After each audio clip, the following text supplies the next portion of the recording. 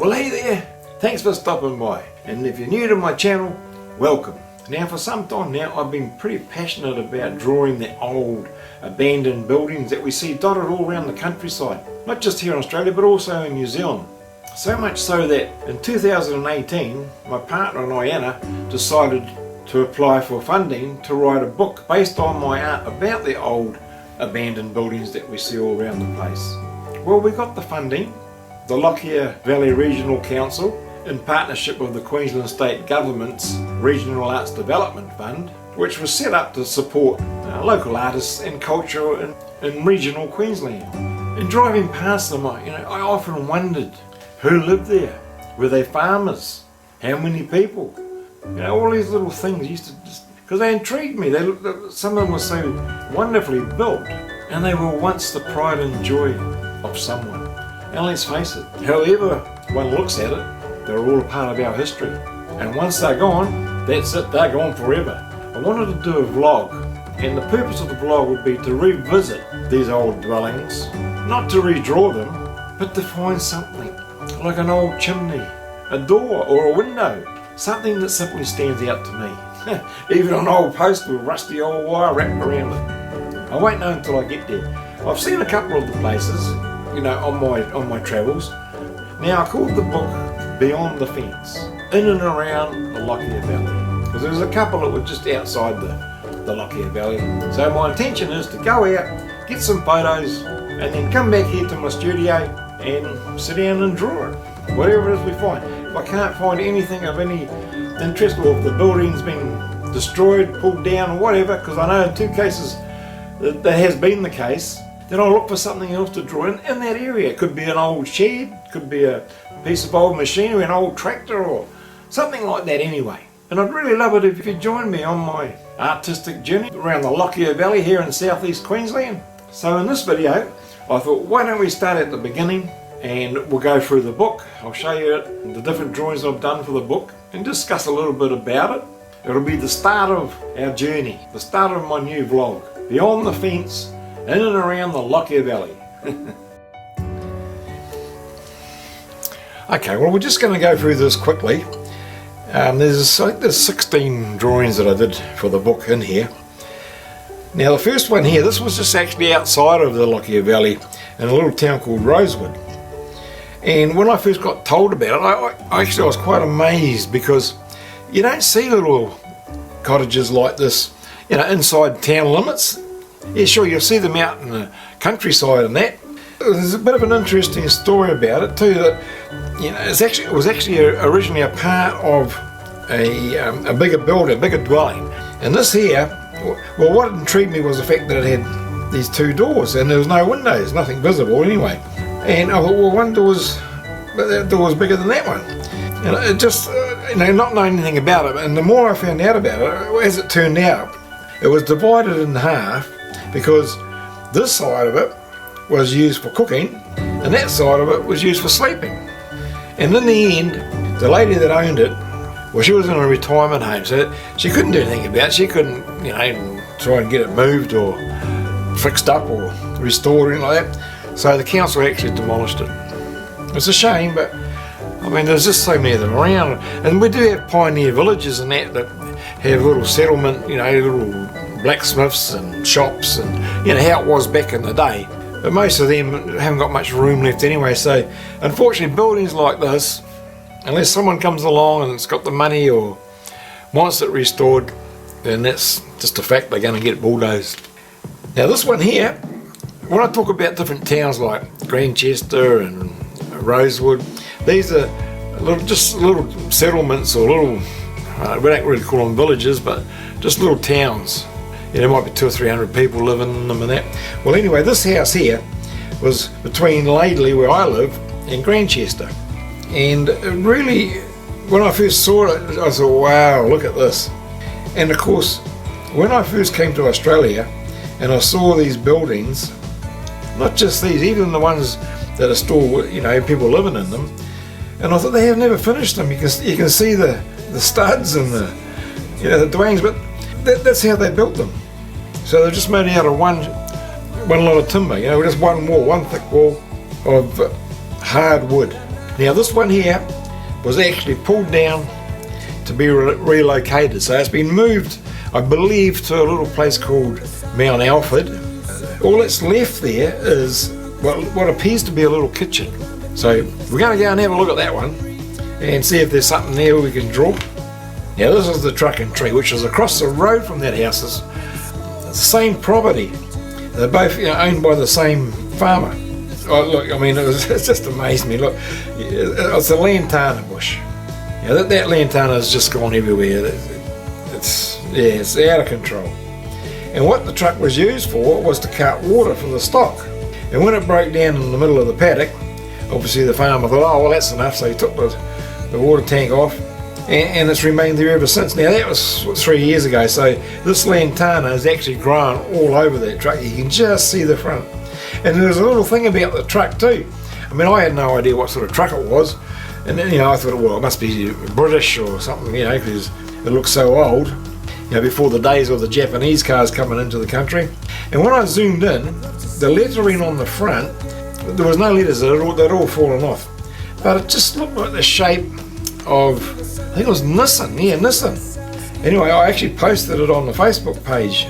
People said, oh no, it's one of these, it's one of those, and no one really knew. It's a Fargo, anyway, so what I did was I zoomed right in close and had a real good look, and I could actually make out the words Mazda, but that was zoomed right in, and in fact that's what it is. It's a Mazda. Still there today. Not much point in drawing that because it's still there, but hey, we're going to go and have a look. Let's cross the road from the other one. This place here is in a little town called Forest Hill, and when I first saw this I could not believe it. Whoever built this must have been a real caring sort of a person, because look how he did it. He put a hip roof on it.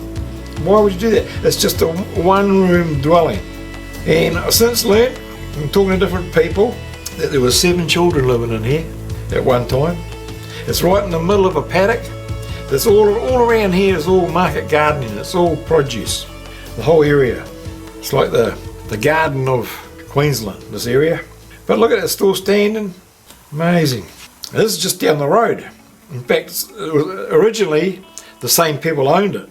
What got me with this one, now you got to understand, this one here, although we didn't go over into any properties over the fence unless we were invited to, we got to know who the owners were, because I drew some of these before we started actually doing the book. But this one, in the front, it was just a big tree. You can sort of make it out, you can just sort of see it, but I had to sort of get some photos from the side, and in this particular case, we were actually allowed to go on there and have a look. So I had to draw the front differently. Obviously, otherwise we couldn't have seen it properly from this angle anyway. So I made a little fence and some bushes and that. But what got me was the angle of this building. Look at it. How it's still standing, I do not know. Apparently the white ants got into that one, which is the case for quite a few of them. Now this one here is a little shed that's opposite Laidley Golf Course.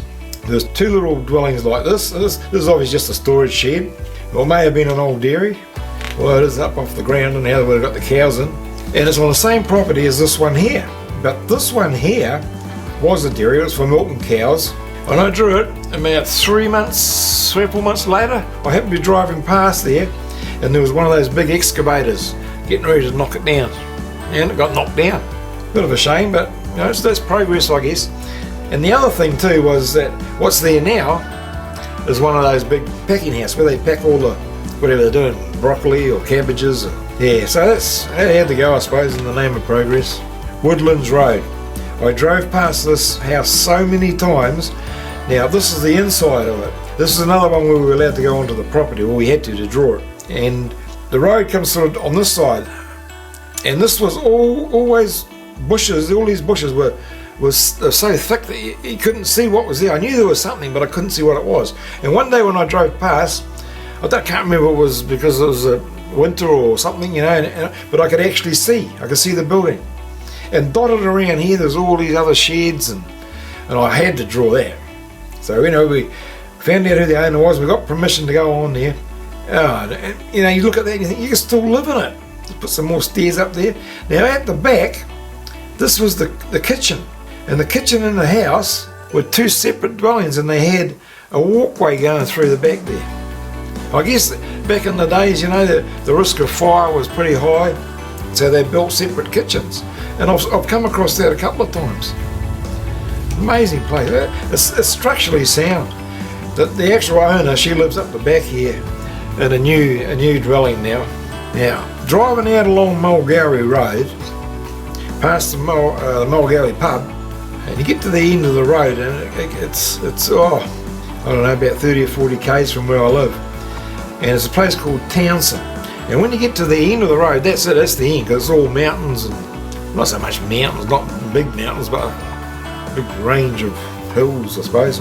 This was about 5 or 6 kilometres back from there, and I didn't see it to start with. It was only on the way back that I actually noticed it. It was sort of up about 100 yards off the road, just settled in amongst the trees there. Amazing place.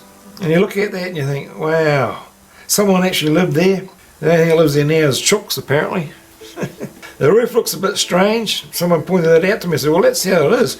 And I think what's happened, it's sunk, and that's pushed that up. Well, something like that anyway. This one here was one of the last ones that I came across for the book. And actually, when I drove past, I thought, oh, a nice looking house sort of thing. And then I noticed there was a couple of big holes in here. It looks quite sound. And once again, the white ants, they eat everything out, and they do. Apparently, they don't even notice that the ants have been there. And, you know, back in those days, I suppose they wouldn't know. I often wondered why they had these little like pie tins, something, you know, on top of the stumps. I thought it was to keep the snakes out, but apparently it was supposed to keep the white ants out. Sanger's Bridge. This is one of those places that we'd heard about, where we weren't sure, 100% sure where it was. And we were driving around here, we come around and down. Once we got to about here, and I sort of looked back, I said, oh, that must be it there. And sure enough, that's what's left of Sanger's Bridge. Now, this is the halfway point between Ipswich and Toowoomba. So it's on the old Toowoomba Road, apparently. Now, this was where the Cobb & Co. coaches used to stop, because it was the halfway point, to, you know, to water the horses, and I guess the passengers could have something to eat and all that. And that's all that's left of it. And that is solid as. It's the hard iron bark timber. I guess the rest of it's either been stripped for other purposes or what, and that's all that's left. Lovely structure. This is an old dairy. Now this is still in use. They're using it for a storage shed. But I thought I'd put this in, not because it's derelict and abandoned, because, you know, that's what they had dotted around the place. And there's very few of them left. The ones that are left are really run down and been vandalised and things like that. So I thought, well, I'll put that in. And now these here, you see a few of these around too. This is where they used to store the milk and their butter and the cream, and it kept them cool, because it gets very, very hot here, very hot. But for some reason or somehow, that was how they used it, like their fridge. Barmar Creek. This is on Lilydale Road, and we called it the Sunken Veranda House. And this was quite a way off the road too, and in a real rural area. And I remember when we first saw it, and it was long grass, and that once again looked like, you know, what's so wrong with it? And when you have a close look, of course, you see that's sunk, so obviously the stumps and that have been eaten away or something by the ants, you know. It was the pride and joy of someone. And like I say, every one of these buildings has a story. I won't get into that today. You know, this one here came out a little bit dark. I don't know what happened here with the printer. Not my printer, but we got it printed. But anyway, this was an old butcher shop, and this is another one that we didn't know existed. We just happened to be driving down this road, on Clifton Road, and we stopped right out here, because that tree there was another tree in front of it, so you couldn't see that from the road. But we just happened to stop there, and I looked up and thought, oh, that's an old building, I wonder what that is. Well, Anna did some research, and we found out that was the old butcher shop. And the guy that owned that, Jack Raub, I think his name was, he was not only a butcher, he was the local carpenter. He was a talented musician, and he used to play the violin and all that sort of thing at all the local dues they had. Oh, there's a lot of history. Now, this is on Murphy's Creek. The only reason I put this one in, apart from the fact that it was dilapidated and falling down, was that it was right on the side of the road, and also it was the only thing I could find in this area. This is sort of to the top of the Lockyer Valley, right at the end, top left-hand side. And it amazed me, because it must have been built before the main road was built, because there's no way you'd build stockyards and a shed and that. so close to the main road, which was sort of like about here. And you come around this corner and I saw it every time. It always intrigued me, even way before I had the idea of doing the book. So that got put in there. And I don't know if it was an old, I don't know, because there's a big rail, so it must have been something to do with horses or cattle. Summer home. Now this was the old schoolhouse. It's actually owned by Anna's son, Dan. And he's been doing this up. And we've stayed in there 2 or 3 nights, me and Anna. There's still got a lot of work to do on it, but it's certainly livable. But over to the right, now I haven't put it in, but is the old telephone exchange, the summer home telephone exchange, which Dan is actually restoring, bringing back to its original condition. Oh, plus, like he's spent years doing it, and it's the labour of love, but it's beautiful. Yeah, when he's finished it, I might just have to go over there and get some footage of it. But anyway, that's the book. I'm looking forward to going around and having a good look at all these different properties and see what's still standing there. Now this is a map of the Lockyer Valley, and it's sort of like a heart shape. So I'll just explain quickly. Like we live here, Laidley. So from Laidley, then we've got the Townsend, with that little house in Townsend, Mulgowie, it's the Mulgowie pub. And we go over to Mount Whitestone, Marmar Creek, Gatton's over here, Forest Hill, and then over here is Murphy's Creek, and Summer Home's over there. Now the top half here, we couldn't find anything. And it wasn't actually until after we'd long done the book that I actually had a commission to do over here somewhere. It's, yeah, Lockrose.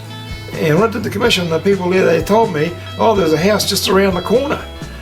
And sure enough, I went round there and there it was. So that would have gone in as well.